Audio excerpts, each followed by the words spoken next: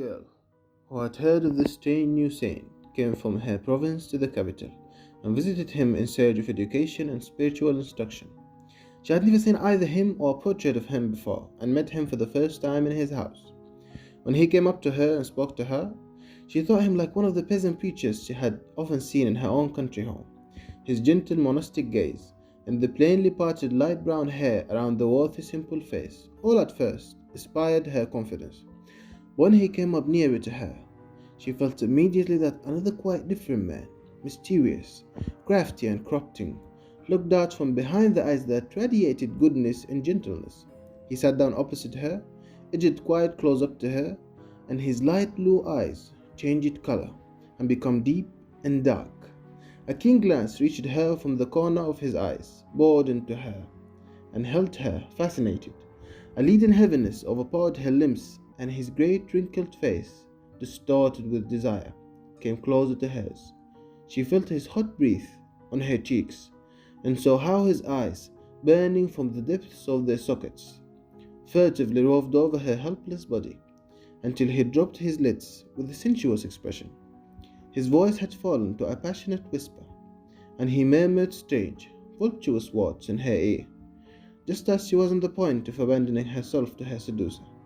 A memory stirred in her dimly, and as if from some far distance, she recalled that she had come to ask him about God.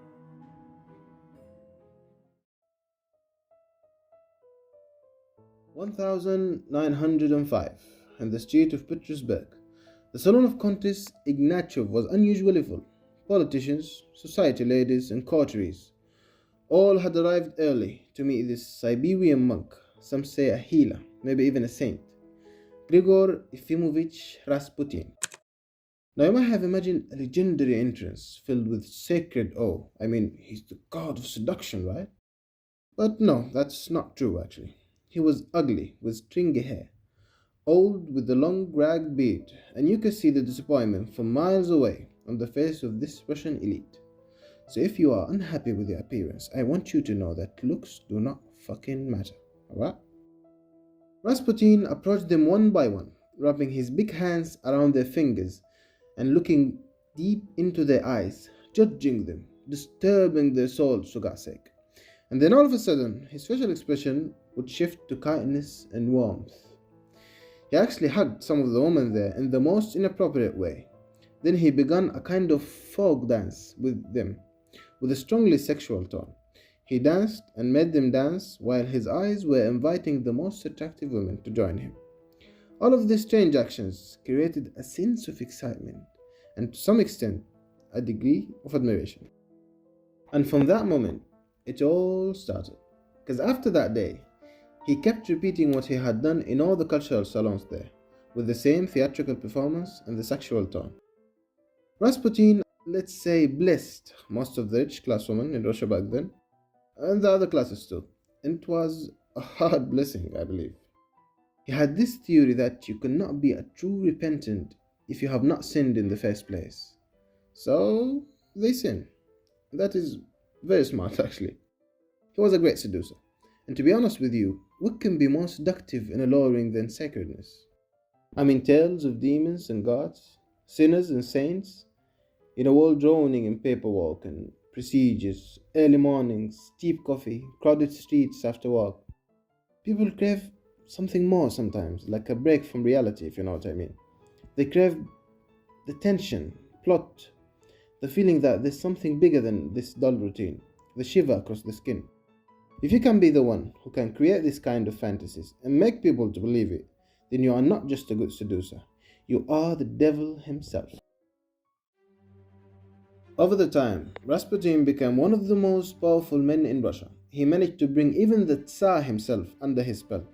And more than that, his wife, Empress Alexandra, after he had apparently cured her son of a life-threatening illness, he became the Tsar's voice and his chief advisor. In other words, Rasputin was effectively ruling the Russian Empire from behind the scenes, making the big calls, living the life.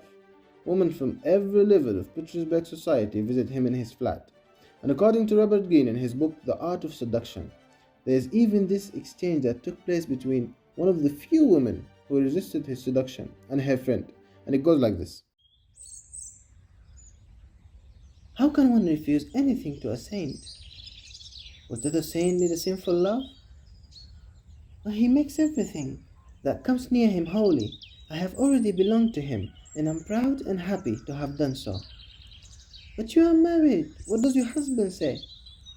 Well, he considers it a very great honor. If Rasputin desires a woman, we all think it a blessing and a distinction, our husbands as well as ourselves. Good Lord, he was good. But let us look more closely at how he managed to do so, according to the same book I mentioned earlier. Robert Greene, in his book, talks about a different kind of seducers. He called them the charismatics. A very cool name indeed. The defining trait is self confidence. It's the foundation of which they build everything in their personality. They make you feel they have a clear aim, even if they don't. Deep looks, maybe powerful speeches, or complete indifference to what people think of them because they are too focused on their purpose, if you know what I mean. All of this leaves people with the sense that there's more to them than what appears on the surface. People start projecting qualities onto them that may or may not exist. They simply take them as facts. They be like, oh, this wonderful man, of course he can ride horses, even if he has never been in one in his life. Of course he would protect me if something went off the rails, even though he has never been in a fight. Of course he must be good in bed, even though he uses the little finger of a plastic glove as protection. And so, you got the idea. In the subconscious mind, they rise into figures of weight, gods, saints, and stars. Robert also spoke about the theatrical style, how charismatic figure is intensely self-confident, driven, and showy. Actors have studied this kind of presence for a very long time. But the strange part is this. It was not the most frantic or overly excited performer who drew attention. It was the one who knew when to stay calm. So remember, trying harder often backfires. But now you come to me and you say, Don Corleone, give me justice. But you don't ask with respect. Alright, I could talk about this for hours because it's far more complex when you deal with human psychology and what draws people in. But I want this to stay light, short, and easy to follow. So I will end the video with this brilliant quote from Shakespeare. He is their God. He leads them like a thing made by some other deity than nature, that shapes man better, and they follow him against us brats, with no less confidence than boys pursuing summer butterflies, or butchers killing flies.